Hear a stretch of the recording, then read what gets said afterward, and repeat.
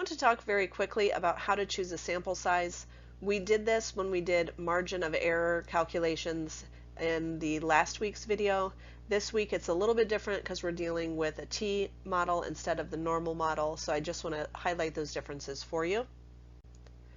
So remember the margin of error formula. Previously, remember when we were looking at proportions, it was a Z star and then it was PQ over N, or sometimes P hat Q hat over N, but now we're looking at a means question, and a means question uses a T star, and that makes things a little bit more complicated.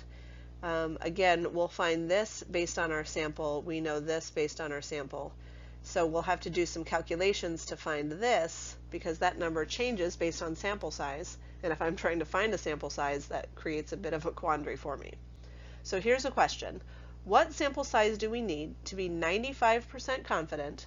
So again, 95% confident is going to help me in the T star department, that batteries with a mean lifetime of 306.25 minutes, that's my mean, standard deviation of 29.31 minutes, that's my standard deviation, will be within 15 minutes of the actual population mean.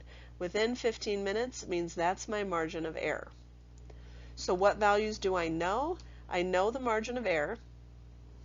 I know the standard deviation. I know N. I don't, sorry, I didn't recopy this, but we were dealing with 12 batteries. Oh, nope, just kidding, because I'm choosing a sample size. So what values do I not know? That would be the sample size. And I also don't know my T star, and that's going to take a little bit of work.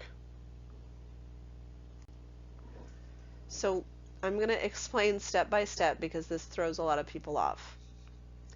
I don't know T star, and in order to know T star, I have to know my sample size. But again, I'm trying to actually compute my sample size, and so that's sort of circular logic. So what we do is we say, hey, let's start with the normal model, because I know stuff about the normal model, and I know if I'm dealing with a 95% interval, then I'm going to use 1.96 for a Z star. So I'm starting with Z star. I'm still using the 15 minutes, that's the margin of error, the standard deviation, and I'm solving for radical N. So again, I'm just doing the math. I'm dividing each side by 1.96, and then I'm multiplying each side by radical N and multiplying each side by 1.96. So if I multiply each side by radical N and 1.96, what's going to happen? This radical N goes away, this 1.96 goes away, and then I divide also by 15. So this 15 goes away and 15 goes to the bottom on my other side. So again, I've not shown every single step because this is not an algebra class and there's only so much room on each slide. But what I get is my N, my radical N, is equal to all of this, which means N is equal to all of that squared, and I find 15. And 15 is okay, but I want to be as precise as possible.